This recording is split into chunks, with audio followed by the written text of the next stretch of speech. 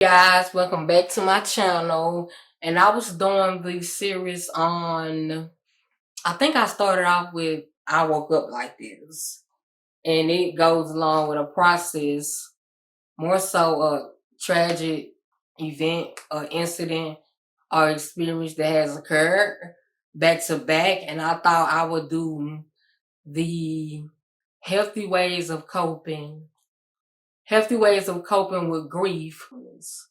That's what I'm steering along the lines of that, I guess, philosophy, or I wouldn't say philosophy, but somewhere around the lines of grief in ways that is accomplished in a healthy way.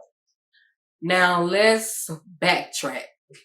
Um, I lost my father to cancer at the end of June, and I know that cancer is something that we fight against. We fight hard against cancer, and I know that everybody doesn't survive cancer. So when he told me he had lung cancer, I was already prepared for it to go left, but I also had hope that he would get better and it would get better, and chemotherapy and radiation would treat it and he'd be back to himself. But it took a turn for the worse. And I say traumatic because originally my dad coded. He had 2 seizures back to back and he coded, and it took 15 minutes to resuscitate him. And the process of him being resuscitated, we were told that he had already passed. And we were waiting on a neurologist to see if he had any brain activity because they had him on life support. And maybe 2 days later, he had brain activity and he was sedated. He had brain activity, but he was heavily sedated. So we got ready to drive, I want to say about 2 hours to Ocean Springs, because we're in Jackson and my dad was in Gulfport. And we prepared ourselves to drive through a storm to Ocean Springs. And when we were loading up the car and rounding up everybody that was going, just me and my 3 sisters. And we all had to meet up so we can all ride together. And when we made it to my sister's place from my place to get ready and get in her car to load everyone up, his wife texts and says, he's moving and he's talking and he's asking about us. And it almost seemed too good to be true. It seemed unreal. I mean, we was really freaking out like, wait, he's talking and he's moving? And my sister was like, let me FaceTime her. And when we FaceTime his wife, sure enough, my daddy was right there. He had tubes in it through his nose, through his mouth, and he was very sedated. All he could say was, when are y'all getting here? When will y'all be here? And my sister replies, Dad, I'm going as fast as I can, but we getting to you.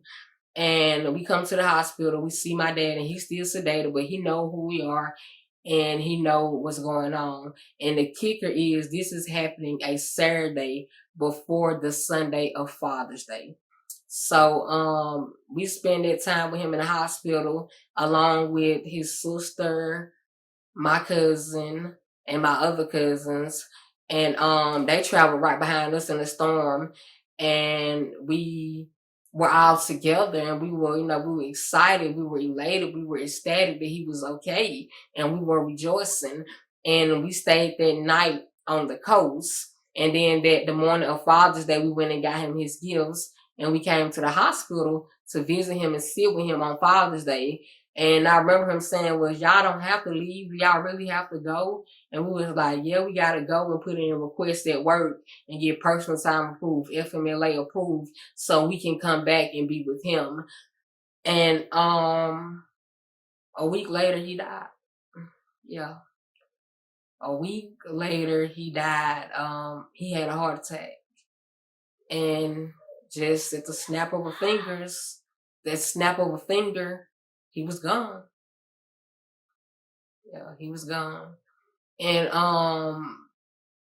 within the experience, I was grieving, and it may sound odd, but prior to losing my dad, I have never ever lost anyone that was near and dear to my heart. I knew somebody that knew somebody that knew somebody that passed away. I knew somebody that knew somebody that knew somebody that was murdered. I never. So my father's service was the first funeral service I had ever attended at age 27. That's crazy. And his service was beautiful. It was lovely. I mean, grown men were crying. It was crazy. And we just trying to make peace with it and get through it. And a month later, less than a month, my dad's nephew, my cousin, he's killed in a car accident. And at this point, I feel like I'm losing my mind. And when I got the news about what happened, I was sitting thinking to myself, like, how can I tell my dad his nephew was dead? His nephew died in a car accident. And my brain was like, well, your dad is dead too. And I was like, I know that, I get that, but I still need to tell him who's going to break the news to him. What can I say? It wasn't registering and processing that my dad was dead too. So I may have spent maybe 5 or 10 minutes trying to figure out what to say to my dad about his nephew, not processing that he passed away. That's crazy. And I mean, Jesus, it was traumatic. It was so traumatic that what I did to cope, I just kept going, and I just kept going. I did was I kept going and I kept going. If I kept going, man, I didn't take a day out of work. I took off 2 days. One day is to go to do the body, and I took off a day for the funeral. And I kept going and I kept going and I kept going. I would get off work and I would take a shower and I would go to sleep. And then the next day I would go to work and I would get out of work. I would take a shower and I would go to sleep. No, I did not eat. No, I did not take any medicine. I didn't even brush my teeth to comb my hair. I just got up and I showered and I just kept going. And before I knew it, my mental state, it started to decline. And I didn't say, oh my God, your dad is dead, your cousin is dead, don't take your medicine. No, those were never my intentions. I was taking the medicine and I was down to 1 pill. And I was like, I get a refill. And when I went for the refill, they said it wasn't ready. And I was like, okay, I'll get it later. And I just kept going. And I kept going, and sure enough, I crashed. I had a mental meltdown. I had anxiety. I was hungry. I was dehydrated. My sugar was low. And I'm doing this. I woke up like this because my lips, they were chapped like this because I wasn't hydrating myself. Normally, I do a sugar scrub on my lips. I wasn't hydrating myself, wasn't brushing my teeth, and I wasn't combing my hair. My health was declining, and I didn't even know it. My mental state was declining. I didn't know it. In the process of this happening, I think I may have lost 5 or 6 pounds. Food wasn't essential. Food wasn't needed. I functioned for a whole week off a cup of coffee, off of soda, off crackers here and there. Some days it'll be a whole day. I look back and evaluate the day and realize I ain't eat nothing. And when it's time to go to bed, I say I'll eat later. And I just lay down. Now, I did drink protein shakes, but here and there. I mean, I didn't even want that. It's like my body had no desire for food. My body had no desire to comb my hair. My body had no desire to do my makeup. It's like I was here, but I wasn't here. But there are always people that hear you when you're quiet. People will hear you when you are quiet. And it took people on the outside saying something's not right, something's not wrong, you're not yourself. And I like to say is they put my father in a box, in the ground, and threw cement and dirt on my daddy. Who I supposed to be? And then I had people tell me, you ain't gonna get over it, but you gonna get through it. You can get through it. You will never get over it, but you can get through it. So, with that being said, I did wake up like that. And I spent maybe 2 months like that. But this is the recovery process. This is grieving with the mental illness, healthy ways of coping. So one healthy thing, I really didn't think of it, but my sister put me on game. She was telling me that oftentimes when our appearance is not kept up, it doubles up on our depression. So I thought, I get a new hairstyle. I get a new hairdo. That's in the works. It's what I'm working on. But I did go through the process of getting my hair washed. I got it washed. I got it conditioned, and I got it twisted up. Because before this twist, you guys, my hair was like, you know how people have dreads that free form? Well, I didn't have dreads. I had a ponytail that clumped and locked up together. I mean, it was chunks of matted hair inside of a ponytail all through my hair. And did I care? I couldn't care less. But as I was recuperating and getting better, they was like, we gonna chop your hair off. And I was like, oh no, y'all not chopping my hair off. Like, no, I don't want my hair chopped off. So I made an agreement to, if they was be able to comb out the madness and the locks, I'll do my part of keeping it up. So it's actually it's not a twist out, it's just twists. I think they're called maybe, 2-strand twist maybe, or a 3-strand. Is there even a 3-strand twist? But yeah, so I mean, I'm back to getting my hair back healthy, back to getting it on track. Have to take care of my skin, and of course have to go to the dentist, because I mean, 2 months of not properly treating your oral hygiene will have a bad effect on it. I mean, just in that short period of time. But yeah, these are the twists. And I do feel better. I feel refreshed. I'm not even gonna lie. I do feel refreshed. And the next step is the hairdo. But in the process, something else I did to help me cope was my cousin that passed, that was killed in a car accident. He was the first person to introduce me to video games. And I was just having the worst day at work. I was just feeling horrible because I couldn't get him out my brain, and I didn't know how to make his presence feel next to me. So when I got out of work, I begged my sister. I was like, please take me to Game Exchange. And she was like, I gotta do this, I gotta do this, I gotta do that. And I was like, I have to go to Game Exchange. I was like, my birthday was like, I think 2 days away. My birthday was September 3rd. I think this may have happened on August 30th or something, or maybe September 1st. But I was like, I must go to Game Exchange today. And she took me. And when I got there, I was hit with so much nostalgia. I mean, it felt like my cousin was in there either buying games, checking out games, or playing the games. But I felt him at Game Exchange. And the first thing I asked for was a Nintendo 64. They didn't have it. Sega Genesis didn't have it. Super Nintendo, they did not have it. But I did find somebody to have a PlayStation 2. And I have to say these things because I was born in 93. And I want to say my cousin was born in 1990.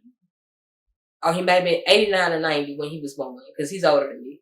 And I was trying to backtrack all the games he introduced me to when we were children, and the projects, eat noodles. He didn't eat noodles. I think he made us in a Hot Pocket or something. And I mean, we were still children, so he would just wake up with his gym shorts on and no shirt, and he'd hop on the couch and play the game. I watched him play a 64. I watched him play a Nintendo, Sega Genesis. I watched him play Super Nintendo, and I watched him play a PS2. That was our childhood. That's what we had in common. That was our thing. And when I got to Game Exchange, with them not having any Nintendo consoles, I got a Nintendo Switch Lite. And I got the Nintendo Switch Lite because I know I can backtrack a lot of games that were on the 64. And sure enough, they had Mario Kart, they had Super Mario, they had Donkey Kong. I mean, they had all of these games that I would play with him. And it was like putting a band-aid over my heart. I mean, imagine having something that's shattered and broken and destroyed, and you put a band-aid on it. So purchasing that console, the Nintendo Switch, like, it's like I just put a band-aid on it. And I carry it with me when I go places, like when I feel overwhelmed or I can't relax, I can't chill out. Kind of like a fidget spinner. I can't get it together. My anxiety sets in, and then I start grieving. I pull out the Nintendo Switch and I just sit and I just focus and I just play it. And something else I did was I hardly ever get myself gifts for my birthday. I mean, my birthday to me is just another day of getting older. I'm not looking forward to getting older, but it is a blessing to be above ground. And I bought a Samsung Galaxy GS3 G3 series watch, and the bands, I have red sports bands on it, and it. I mean, I don't think nothing will ever suffice for what I feel, but there are things that can initiate or ignite the healing process. Because once you're going through grief and you're grieving, you gotta find a way to heal it. I mean, you're not just gonna fall out the sky. Your old self is not just gonna fall out the sky and you back yourself. It's not gonna happen. It's like invent a new normal. Because if I was with my father my whole life, 28 years, I have to reconstruct and restart 28, and I'm sorry, reconstruct the next few years of my life without somebody I had 28 years. Somebody that was right there. He was my best friend, like we was the same person. And now it's like I gotta start from scratch. So I wake up in the morning, I look in the mirror and I ask myself, who do you want to be? What do you want to stand for? What do you want to die for? What do you want to be remembered for? Because he's gone. He's gone. But he's here. His legacy is in here. It's living on. And I mean, definitely gonna be something. But people will make a joke and say, oh, you're in a funk. And I don't necessarily know how a funk correlates with a piece of your heart. See somebody you love being put in the ground. That's not a funk. That's a personal hell. And I tell people, grief, you don't get it. They don't get it. We grieve collectively. Then we grieve individually. It is a personal hell. It's hell on earth that nobody knows but you. And I know there are people out there without fathers. There are people out there without mothers. There are people out there without fathers and mothers. But right now, this is about my dad. This is about me not having my dad. And even at my cousin's away, I was waiting on my dad to walk in and hold me and give me a hug while I cried. So I sat there and cried, and my mom, she lives far away. Sat there and I cried, and nobody was there to hold me. I mean, it was people that were there, my aunt and my cousins, but they needed condolences. They needed to be consoled and held. And in that moment, I wanted my father to be with me. But it's not a funk. It's not a funk. It's a mental, emotional, not breakdown. Breakdown is a higher extent. I would say a meltdown. And now I have to build myself back up. And with everything that happened, I mean, it's been times where I thought my heart was broken, but when everything happened with my dad, my heart was broken. I thought my life was over and I wanted to give up and quit, but when everything happened with my dad, I wanted to give up and quit. It was some pain that I never knew was possible to feel. I never knew it was possible to feel that way. And I started thinking, like, I mean, the person that I would have gave my life for, he didn't even have to ask me. And I would think to myself, Carrie, why didn't you save your father from cancer? Why didn't you save him from diabetes? Why didn't you save your dad from his heart attack? I couldn't. Said it to my heart. But like I was saying, with everything that I endured and I'm still coping with, one thing I have learned, the number one coping tactic will be to choose Carrie. If it makes Carrie sad, if it makes Carrie upset, if it offends Carrie, if it makes Carrie feel like she's nothing, if it makes Carrie feel like she doesn't matter, shut it down. No half-ass friends, no half-ass stepping, no half-ass goals, and no half-ass dreams. When I get in that ring, I'm going to give it everything. All or nothing. That's it. It ain't no in between. It ain't no 50-50. I'm going to give it all. I'm going to take my ass home. Because I think, what will my daddy want? He can't be looking over me and I got people fucking over me. I got people mistreating me. I got people using and abusing me. That means everything that he had given and taught me, even in his death, is in vain. I don't want to be that carry no more.